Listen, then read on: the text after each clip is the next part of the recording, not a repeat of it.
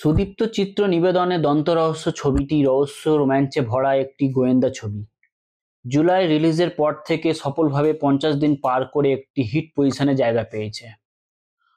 আর সেই অভিনেতা সুদীপ্ত ব্যানার্জি একাধারে চিত্রনাট্য পরিচালনা প্রযোজনা। আজ তারই মুখ থেকে শুনবো এই ছবিটির কিছু অজানা তথ্য। সুদীপ্ত দা, বলছি আপনি যে নতুন ছবিটা রিলিজ করেছেন জুলাই মাসে, সেটা তো একটা হিট পজিশনে জায়গা পেয়েছে।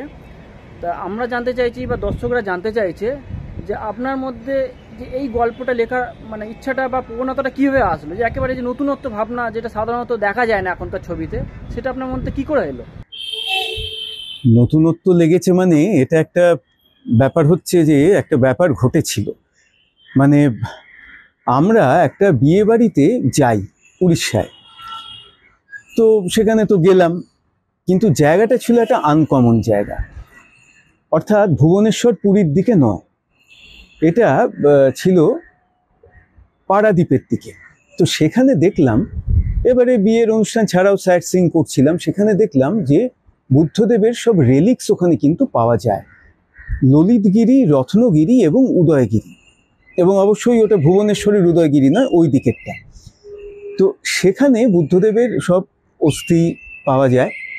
তো সেখানে এতে লেখা আছে, মানে মিউজিয়ামে, ওখানে 70-এর দশকে এক্সকাভেশনের সময় বুদ্ধদেবের দন্ত মাটি থেকে উদ্ধার হয়েছিল, এবং সেটা এরকম সোনার বাস্ক, এটা ক্যাসকেট বলে ওরা, তার ভেতর রাখা তিনটে এইভাবে দন্ত, তিনটে বাস্কে করে রাখা রয়েছে। এটা ললিতগিরির মিউজিয়ামে রাখা আছে, এবং ব্যাপারটা সব লেখাও আছে রত্নগিরির মিউজিয়ামে। তো তখন আমার একটা আইডিয়া আসে যে আচ্ছা, এটা তো পাওয়া গেল, এখন যদি দেখা যায় যে আরও একটা, ধরো যদি ছিল, সেটা উদ্ধার হয়েছে, এবার সেটা যে খনন করছে, হয়তো সে সেই সময় একাই খনন করার সময় সে পেয়েছে, আর সে সেটা জমা না দিয়ে নিয়ে এসেছে বাড়িতে। সে খুব ভক্ত, সে এবার বাড়িতে একটা বুদ্ধদেবের মূর্তি কোনো মূর্তিকারকে দিয়ে বানিয়েছে, যেটা কিনা খোলা পড়া করা যায়, হয়তো বেদিটা খোলা যায়, তার ভেতরে দন্তটা রেখে সে কাউকে জানাচ্ছে না, বুদ্ধদেবের মূর্তির মধ্যে আসল ওনার দন্ত রেখে দিচ্ছে, যে দন্তের ওপরেই সব, বা নখের অস্থির ওপর যেরকম বুদ্ধদেবের মহাস্তূপগুলো হয়েছে ইতিহাসে যেগুলো বলছে, তো সেই রকম ও সেইটা বাড়িতে রেখে দিয়েছে দন্তটা নিয়ে। এবার সে তো ভক্ত, তার ভাইও ভক্ত, কিন্তু তাদের পরের জেনারেশন, তারা যদি এটাকে বিক্রি করতে চায়, এবং এরা যদি অবশ্যই পারমিশন দেবে না, তাহলে কি হতে পারে? কারণ এটা তো কোটি কোটি টাকার দাম, তাহলে কি এটা চুরি যেতে পারে, বা এটা কি হতে পারে? এই একটা আইডিয়া আমার মাথায় এলো, একদম সম্পূর্ণ মৌলিক। তো তখন ভাবলাম যে ঠিক আছে, এইটার উপরে যদি একটা ভাবনা করা যায়, একটা কিছু লেখা যায়, এটাকে যদি একটু বাড়ানো যায়, এই ভাবতে ভাবতে ওই জন্য ব্যাপারটা এতটা নতুনত্ব লেগেছে। মানে লোকেশনও নতুন, আবার এটাও নতুন, মানে ওই লোকেশনে খুব একটা ছবি হয়নি, আর এই বিষয়টাও একদম নতুনত্বই বোধহয় ব্যাপারটা।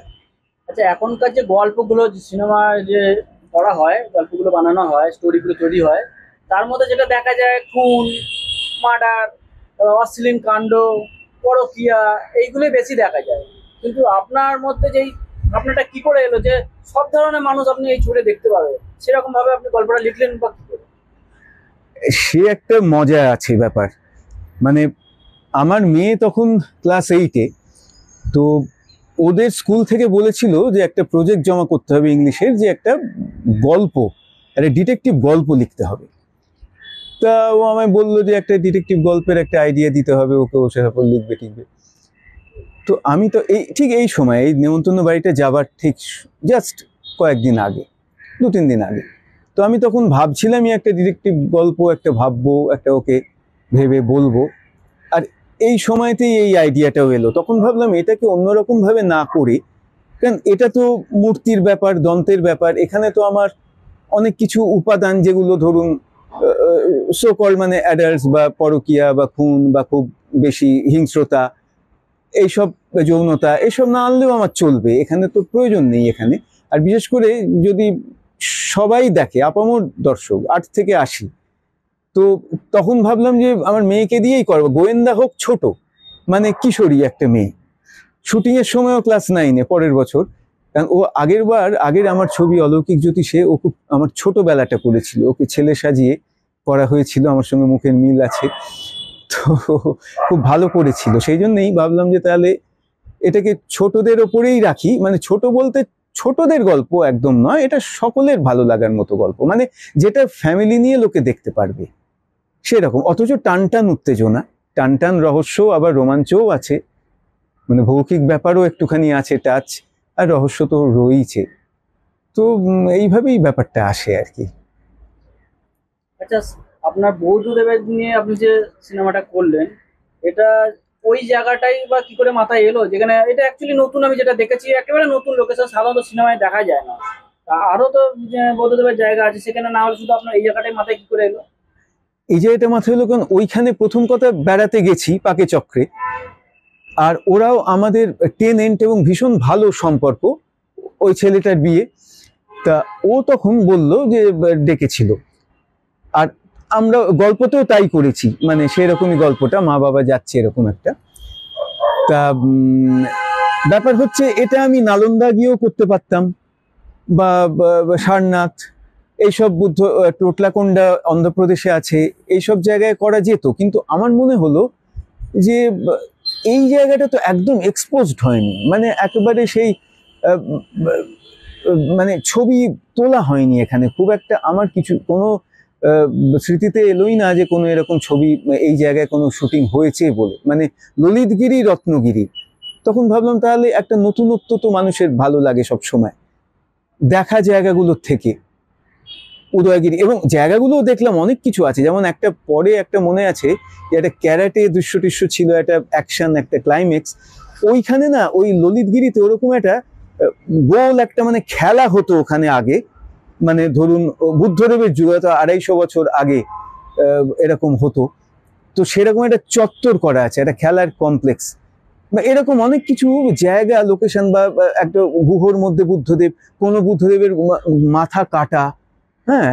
তো এখানে তো আমার ধাঁধা ছিল, ধাঁধাটার গল্পের সঙ্গে অনেকগুলো প্রপস গুলো বা এগুলো মনে হচ্ছে না জীবন্ত সব রয়েছে এখানে, মানে ভীষণভাবে, বা যেখানে বুদ্ধ স্তূপটা ললিতগিরি যেখানে আমি ক্লাইম্যাক্স করছি, ওখানে সিঁড়ি দিয়ে ওপরে উঠে যেতে হচ্ছে, উঠে গিয়ে একটা এমন একটা জায়গা, মানে যেখান থেকে যদি কাউকে ফেলে দেওয়া যায় মানে কেউ খুঁজে পাবে না, মানে তার একটা নির্জন ওপরে, মানে লোকেশন দারুণ। তারপরে ওলা শনির মন্দির আছে, সেটাও ওরকম একটা জঙ্গলের মধ্যে মন্দির, সেখানে বিয়েটা হচ্ছে, মানে পাকেচক্র ওইখানেই ছেলেটার বিয়ে হচ্ছিল যেখানে আমরা নিমন্ত্রিত ছিলাম। তো জায়গাটা দেখে মনে হলো এটা তো দারুণ রহস্যের, মানে নিজস্ব, এখানে আমার বানাতে হচ্ছে না, ওখানে গিয়েই আমি একবার রহস্যের লোকেশন পাবো, মানে লোকেশনগুলোও কথা বলছে, বুদ্ধদেবের মূর্তিগুলোও কথা বলছে, যেখানে ছোট ছোট মূর্তির মধ্যে জিনিস কিছু ঢোকানো আছে কিনা ওরা ভাবছে, সেখানে কিছু ফাঁক ফাঁক এরকম আছে, এরকম একটা জায়গা আছে যেখানে ওরা খুঁজে দেখছে যে কোনো কিছু ফাঁপা কিনা। যেমন আমার গল্প এতে ধাঁধাটা আছে ভক্তির ধাপে এগিয়ে চলে, এখানে ভক্তির ধাপের মধ্যেই যেন ললিতগিরিরও ধাপ আছে, রত্নগিরির ধাপ ধাপে করে উদয়গিরির ধাপে ধাপে উঠে মহাস্তূপ পড়ছে। তো লোকেশনটাই মনে হলো যে যেন গল্পের মতো, মানে একদম জীবন্ত। আমার মনে হলো যে আমি সারনাথে গিয়ে আমার আরো যে তার থেকে আমার যেটা দেখা জায়গা, আর একদম না ছবি তোলা, এখানে তো ছবি নেই, দর্শকের ভালো লাগবে, এবং সবাই লোকেশনটা ভালো লাগছে বারবার করেই সব বলছে।